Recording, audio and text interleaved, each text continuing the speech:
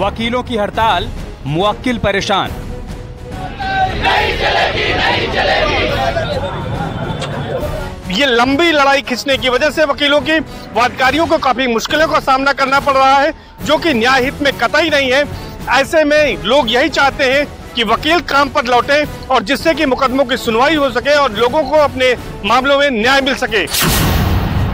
SIT की जांच, फिर क्यों जारी हड़ताल?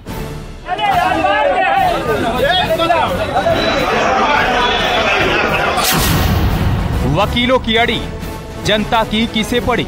और प्रोटेक्शन एक्ट जो हमारा पहले मांगे वो लागू नहीं होता है, अन्य प्रदेशों में लागू हो गया है, राजस्थान, मध्य प्रदेश, तो अब हमारे यहाँ भी लागू होना चाहिए। वकीलों की हड़ताल कितनी जायज?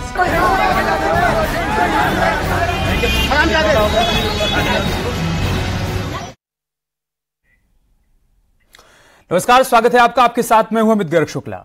हापुड़ में वकीलों पर लाठीचार्ज किए जाने के विरोध में वकीलों का गुस्सा ठंडा होने का नाम नहीं ले रहा है। सोमवार को इलाहाबाद हाईकोर्ट बार एसोसिएशन के अध्यक्ष के नेतृत्व में वकीलों ने हाईकोर्ट के गेट पर प्रदर्शन किया। शनिवार को बार काउंसिल ने आंदोलन वापस लेने का ऐलान कर सोमवार से काम पर लौटने की घोषणा की थी, लेकिन सोमवार को भी वकील काम पर नहीं लौटे और अपनी हड़ताल को 2 दिन और बढ़ा दिया। जबकि हापुड़ लाठीचार्ज मामले में हाई लेवल जांच के लिए एसआईटी का गठन कर दिया गया था, जिसकी रिपोर्ट 15 सितंबर को हाईकोर्ट में पेश की जानी है। अब सवाल है कि जब प्रदेश की अदालतों में इतने केस पेंडिंग हैं, तो वकीलों की हड़ताल कितनी जायज है? दूसरा सवाल, जब आज से वकीलों को काम पर लौटना था तो फिर हड़ताल को आगे क्यों बढ़ाया? और हमारा तीसरा सवाल है कि कोर्ट के चक्कर लगाने वाली जनता इस हड़ताल से कब तक परेशान होती रहेगी? इन तीनों सवालों का जवाब ढूंढने की कोशिश करेंगे, चर्चा करेंगे। हमारे साथ खास मेहमान भी जुड़ रहे हैं, उनसे इस चर्चा को आगे बढ़ाएंगे। सबसे पहले आपका परिचय उनसे करवा देते हैं। हमारे साथ विक्रम सिंह जी जुड़ चुके हैं, पूर्व डीजीपी हैं उत्तर प्रदेश के, और साथ ही साथ हमारे साथ विनोद चौधरी जी जुड़ चुके हैं, महामंत्री हैं बार काउंसिल के। आप दोनों का बहुत स्वागत है। विनोद चौधरी जी, मैं शुरुआत आपसे कर रहा हूं। सर, एसआईटी का गठन हो गया, 15 सितंबर को रिपोर्ट पेश होनी है, शिकायत निवारण कमेटी का भी गठन हो गया और बार काउंसिल ने ये कॉल ले ली कि सोमवार से सारे वकील काम पर लौट आएंगे। तो फिर हड़ताल किस बात की सर? 2 दिन हड़ताल और आगे बढ़ाने के पीछे का मकसद क्या है? जी, मैं सबसे पहले न्यूज 18 के सभी दर्शकों को नमस्कार करता हूं। मैं देखिए, हमारा उद्देश्य हड़ताल करना नहीं है। हड़ताल पे हम क्यों जा रहे हैं, मैं इस चीज के लिए आपको बता दूं। जिस एसआईटी का गठन किया गया है, वहां पर जो अधिकारी अभी भी तैनात हैं, जैसे एसपी साहब हैं, जो सीओ हैं वो हैं, जो कोतवाल हैं वो हैं, उनको भी वहां से नहीं हटाया गया है। वो लोग क्या कर रहे हैं कि वो लोग वहां के जो आसपास के दुकानदार हैं उनको धमका रहे हैं। एसआईटी किस आधार पर निर्णय लेगी? जो जांच करेगी, जो लोगों के बयान लेगी, उसके आधार पर एसआईटी को निर्णय लेना है। और वो लोग प्रेशराइज कर रहे हैं उन दुकानदारों को कि आप ये बयान दें। उनके आधार कार्ड ले लिए गए हैं और उनको डरा धमका कर बयान कराए जाने हैं अधिवक्ताओं के विपक्ष में।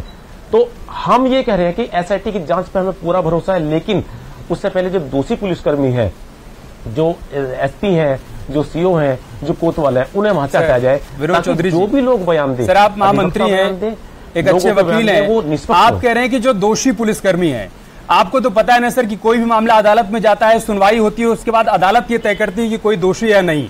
पहले एसआईटी को अपनी जांच करने तो दीजिए सर, रिपोर्ट अदालत में पेश होने दीजिए, उसके बाद यह तय होगा कि कौन दोषी है और कौन दोषी नहीं है। आपने पहले उनको दोषी मान लिया है और उसके बाद आप हड़ताल को लगातार आगे बढ़ाए जा रहे हैं। अब सवाल ये खड़ा हो रहा है कि क्या बार काउंसिल की भी नहीं सुनी जा रही है क्या? अगर बार काउंसिल ये कह रही है कि सोमवार से वकीलों को काम पर लौटना है, उसके बावजूद अगर वकील हड़ताल पर अड़े हुए हैं, तो इसका सीधा मतलब यह है ना कि बार काउंसिल की भी नहीं सुनी जा रही है। नहीं, ऐसा नहीं है। मैं दोषी इसलिए कह रहा हूं कि अगर आप उन वीडियोस को देखें तो आप स्वयं कहेंगे, स्वयं निर्धारित करेंगे कि हम दोषी हैं। उनके हटाने तक हमारा आंदोलन जारी है। आप उन्हें हटाने में शासन को क्या दिक्कत है? कैसी दिक्कत है? क्या शासन के पास फोर्स की कमी है, योग्य अधिकारियों की कमी है? उनको आप वहां से हटा दें ताकि जांच निष्पक्ष हो सके। हमारी डिमांड ही ये है कि उनको वहां से हटाया जाए ताकि एसआईटी निष्पक्ष जांच करके और अपनी रिपोर्ट दे सके। चौधरी साहब, फिर तो कार्रवाई एक तरफा हो जाएगी ना? उन वकीलों का क्या जो पुलिस वालों के साथ अभद्रता कर रहे हैं? ये जो तस्वीर इस वक्त हम दिखा रहे हैं, अगर आप इसको देख पा रहे होंगे, ये जो पुलिस वाले का बैच, उसका बिल्ला नोचा जा रहा है, ये ठीक है क्या? तो फिर ये करने वाले वकील भी दोषी हो गए या नहीं हो गए?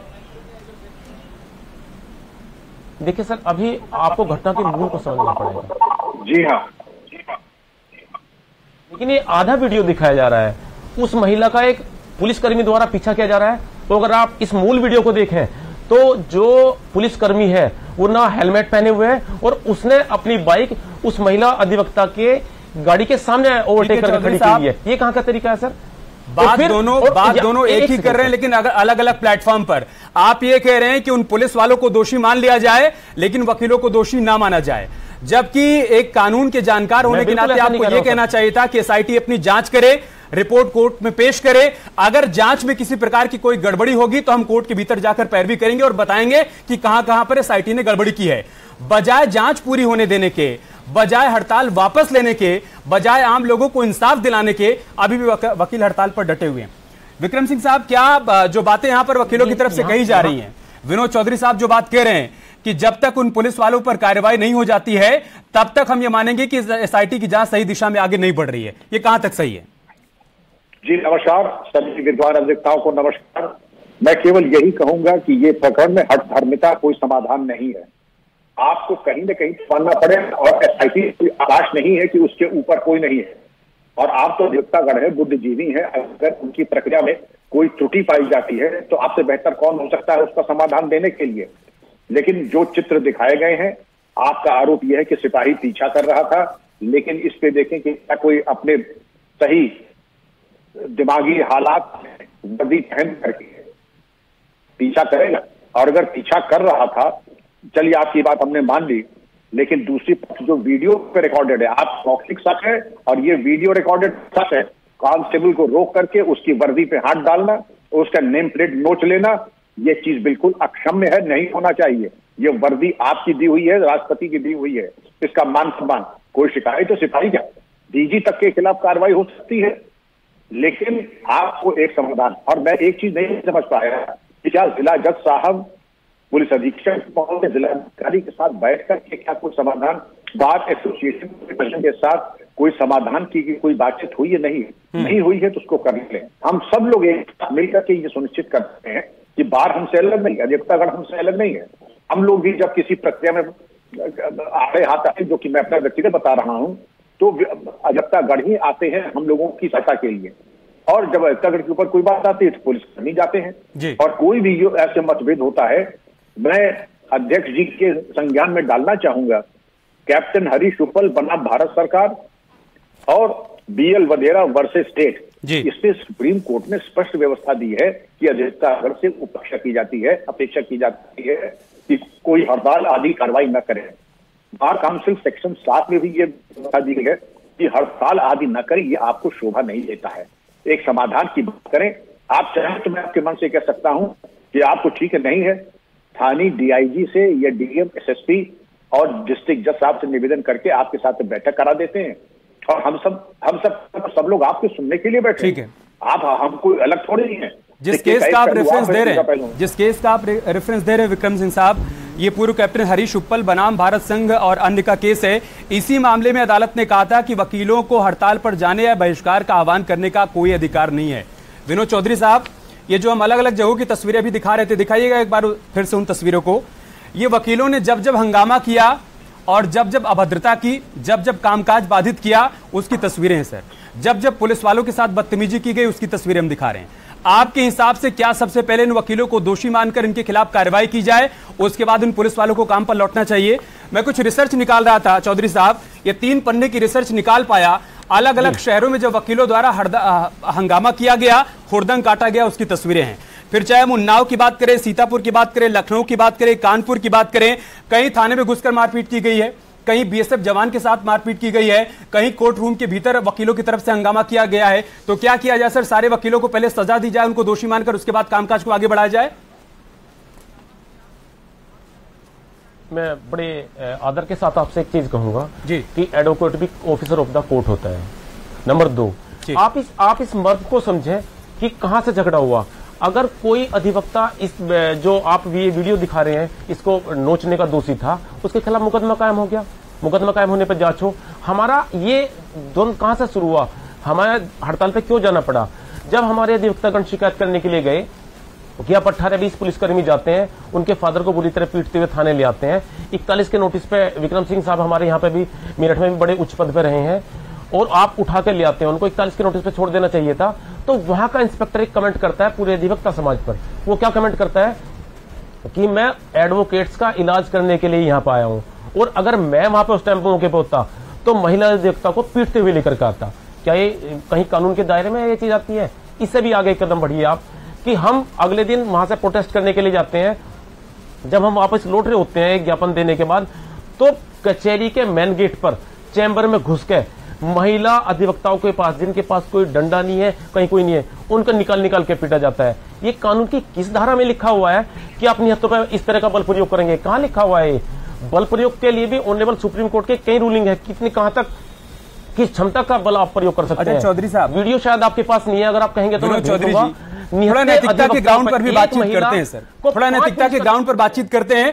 ये सारे मामले जो आप बता रहे हैं, आपका अपना तर्क हो सकता है, आप अपनी जगह सही हो सकते हैं। आप ये बताइए सर कि इस वक्त उन मुवक्किल्स का क्या, जो आपके पास इस उम्मीद में आते हैं कि वो आप उनको इंसाफ दिलाएंगे, वो बार बार आ रहे हैं, अदालत के दरवाजे पर पहुंच रहे हैं, उनको पता चल रहा है कि वकील हड़ताल पर हैं, उनको इंसाफ नहीं मिल पाएगा। जिनका केस आप लड़ रहे हैं, जिनको आपने इंसाफ दिलाने का भरोसा दे रखा है, उनके बारे में भी सोच रहे हैं नहीं? सर सबके बारे में सोच रहे हैं, लेकिन एक बेहद विनम्रता के साथ आपसे एक बात कहना चाहूंगा कि दूसरों को इंसाफ दिलाने वाला आज खुद इंसाफ के लिए दर दर की ठोकरें खा रहा है। आप ये मुझे एक बात बता दें कि उन 3 अधिकारियों को हटाने से क्या दिक्कत है? हम तुरंत काम पर लौट आएंगे। अगर आज स्टेट उन अधिकारियों को वहां से हटाती है, हम अभी सस्पेंशन को बिल्कुल नहीं कह रहे हैं, हम कह रहे हैं कि जांच प्रभावित ना हो, उस जगह से हटा दें उनको, हम कल ही काम पर लौट आएंगे।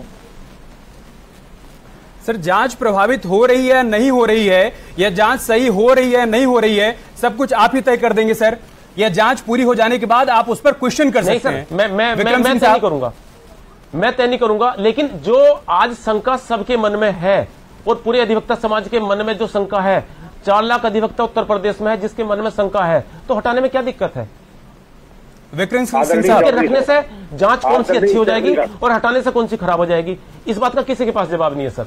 ठीक है, जवाब मिल रहा है विक्रम सिंह जी। चौधरी साहब, आपने मेरा कार्यकाल मेरठ में 5 साल देखा है, डीआईजी, आईजी और एडीजी, और मैंने जो भी बातें तब कही थी 20 साल पहले, आज उसमें का कोई कॉमा फुल स्टॉप में कमी आई है। आपकी प्रतिष्ठा हमारी प्रतिष्ठा है और पुलिस की प्रतिष्ठा आपकी प्रतिष्ठा है, कोई अलग थोड़ी है। You are officer of the court, और पुलिस कर्मी भी जो है they are officers of the court, और एक ही जब उद्देश्य है जो हमारे जनता का नुकसान हो रहा है। आप एक बार विश्वास कर ले, अगर आप कहें, निवेदन कर सकता हूं कि जो भी डीआईजी आईजी हैं वो जाकर के आपसे संपर्क करें और ये सुनिश्चित करें कि तरीके से ये होगा। और ये मैं आपको आज बता दूं अपने अनुभव से, ये जितने केसेस आज लिखे गए हैं, अंत तो गत्वा इसका क्या होगा, और आप मुझसे ज्यादा अनुभवी इस मामले में, आप भी समझ रहे हैं, मैं भी समझ रहा हूं। अब पिछली बातों को छोड़ करके बीती चाहे बिता के आगे की सुध लें, क्योंकि आपको कोर्ट में काम करना, पुलिस कर्मियों को राय पे काम करना है, और दोनों को काम करना है। बेहतर होगा जल्द से जल्द इसको कर लें, क्योंकि इसके पहले जब की भी इससे भी गंभीर घटनाएं हुई हैं, अंत तो गत्वा हुआ क्या? एक भाई वकील है, एक भाई पुलिस अधीक्षक है।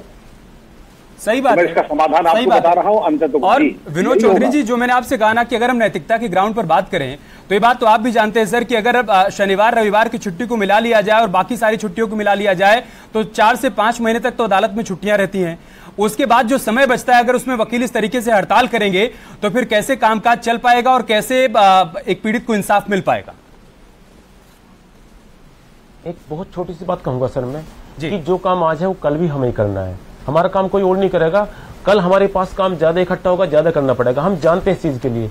लेकिन सर एक अधिवक्ता ही है जो अपने काम का नुकसान करके और हड़ताल करता है सर। किस लिए? केवल इंसाफ के लिए। हम दूसरों के लिए इंसाफ की बात करते हैं। आज हम आपके चैनल के माध्यम से, विक्रम सिंह साहब के माध्यम से हम एक बात कहना चाहेंगे, हम बिल्कुल काम पर लौटने के लिए तैयार हैं, बशर्ते आप सस्पेंड ना करें। जब तक एसआईटी की जांच में वो दोषी नहीं पाए जाते, सस्पेंड ना करें, कम से कम उस जनपद से हटा तो दें उनको। अगर जांच में दोषी पाए जाएंगे फिर सस्पेंड कर दें आप, इतना तो कम से कम सुन लें हमें। हम कल से ही काम पर लौट जाएंगे। काम हमें ही करना है, हमारा काम है, हमारे काम का नुकसान हो रहा है, काम हमें ही करना है ये। और इसके बाद अगर वो पुलिस वाले हड़ताल पर बैठ जाए कि हमारे खिलाफ कार्रवाई की गई है, बगैर जांच किए, बगैर केस चले, बगैर सजा मिले हमारे खिलाफ कार्रवाई कर दी गई, अब हम काम पर नहीं लौटेंगे, तो उसके बाद फिर क्या किया जाए? मैं बेहद जिम्मेदारी से मैं आपको एक बात कहूंगा आपके चैनल के माध्यम से, कि अगर हमारी महिला अधिवक्ता दोषी है, किसी भी अपराध की दोषी है, उनके खिलाफ आप चार्जशीट भेजें, हम बिल्कुल उसमें प्रतिरोध नहीं करेंगे। लेकिन एक कोतवाल जो सरेआम पूरे अधिवक्ता समाज के लिए कह रहा है कि मैं इलाज करने के लिए आया हूं, एक सीओ और एक एसपी अगर लाठियां बरसा रहा है तो सर अधिवक्ता वो चीज है, डॉक्टर को बहुत बड़े माना जाता है, डॉक्टर सम्मानित है, वो जीवन देते हैं, लेकिन अधिवक्ता वो चीज है जो सम्मान के साथ जीवन देता है। अगर हमारा सम्मान ही नहीं बचा तो हम रोजी रोटी कमा के क्या करेंगे सर इसमें। विक्रम सिंह साहब, बार बार ये तस्वीर क्यों सामने आती है? बार बार पुलिस और वकीलों के बीच में टकराव की जो स्थिति बनती है, इसके पीछे आप क्या कारण समझ पा रहे हैं? क्या आप अपने आप को एक दूसरे से ज्यादा पावरफुल बताने की कोशिश में बार बार इस तरीके की टकराव की स्थिति बनती है? ये कहीं न कहीं अहम का टकराव है जो कि दुर्भाग्यपूर्ण है। मैं बार बार कह रहा हूं कि पुलिस और वकील ये एक सिक्के के एक दूसरे के पूरक है। यहाँ टकराव किस बात का? सबका ध्येय यही है कि न्याय सुनिश्चित किया जाए, तो टकराव कहाँ है? और जहां अहम है उसको चौधरी साहब से वरिष्ठ और परिपक्व लोग उसको दूर करें, पहले समाधान की बात करें जी। समाधान जब होता है तो हर चीज चैनल पर और डिमांड से नहीं होती है। एक बात चौधरी साहब, आप मान लीजिए जो मेरठ का मैं बता रहा हूं, आप व्यक्तिगत तौर पे एक मीटिंग एसपी से कर लीजिए। आप जो बात कर रहे हैं, मुझे उम्मीद है कि वो अवश्य उसके बारे में कार्रवाई होगी, गंभीरता पूर्वक लिया जाएगा। क्योंकि बार एसोसिएशन एक बहुत बड़ा व्यक्ति होता है जनपद में, सही और बात उसकी है। बात को कोई हल्के में नहीं लेता है, न जिलाधिकारी, न एसएसपी, न डीआईजी, न आईजी। मेरा निवेदन होगा बात समाधान की होनी चाहिए। विनोद चौधरी साहब, बात समाधान की होनी चाहिए। और आपने खुद भी पढ़ी होगी सर, भारत के विधि आयोग की 266वीं रिपोर्ट में भी इस बात का जिक्र किया गया है कि प्रत्येक जिला मुख्यालय पर जिला न्यायाधीश एवं न्यायिक अधिकारी की अध्यक्षता में एक अधिवक्ता शिकायत निवारण समिति का गठन कर सकते हैं, जो बड़ी संख्या में रोजमर्रा के मामलों से निपटेगी, और इस दौरान जो कामकाज अदालतों में वो चलने दिया जाए, उसको बाधित न किया जाए। 266वीं रिपोर्ट यही कहती है सर। उसके बावजूद अगर बार बार काम बाधित किया जाएगा, मैं उसी सवाल पर बार बार लौट रहा हूं, वो पीड़ित जो इस उम्मीद में आपके पास पहुंच रहा है, जो आपको फीस दे रहा है कि आप उसका केस लड़ेंगे, आप उसको इंसाफ दिलाएंगे, अगर हड़ताल के चक्कर में वो बार बार इसी तरीके से परेशान होता रहेगा, तो उसके साथ कैसे इंसाफ हो पाएगा सर? ये क्वेश्चन मुझसे है सर? जी, आपसे ही है सर। हाँ सर, मैं आपको बता दूं, जिस आप केस लॉ की बात कर रहे हैं वो देहरादून बार एसोसिएशन का केस लॉ है। उसमें अधिवक्ताओं और न्यायिक अधिकारियों के बीच अगर कहीं कोई किसी तरह का अधिवक्ताओं को कोई कष्ट है तो उसके निवारण के लिए कमेटी बनी हुई है। आज हम स्वयं कष्ट में है। देखिए सर, हम हड़ताल नहीं चाहते हैं, हम हड़ताल के इच्छुक बिल्कुल नहीं है। कल भी आप क्या मानते हैं सर, हमारी लड़ाई पुलिसकर्मियों के खिलाफ है? हमारी लड़ाई बिल्कुल पुलिसकर्मियों के खिलाफ नहीं है। मैं बड़ी गंभीरता के साथ, बड़े जिम्मेदारी के साथ इस बात को कहूंगा कि हमारी लड़ाई उन पुलिसकर्मियों के खिलाफ है जिन्होंने गलत एक्ट किया है। पुलिस हमारी शत्रु नहीं है, लेकिन वो पुलिसकर्मी जिन्होंने गलत एक्ट किया है उनसे हमारी लड़ाई है। ठीक है सर, अन्याय के खिलाफ हमारी लड़ाई है। लड़ाई किसी से भी हो, हमारे साथ की जा रही है, लेकिन इस लड़ाई के चक्कर में 5 करोड़ से अधिक केस पेंडिंग है सर। अगर हम सारी अदालतों को देख ले तो 5 करोड़ से अधिक केस पेंडिंग है।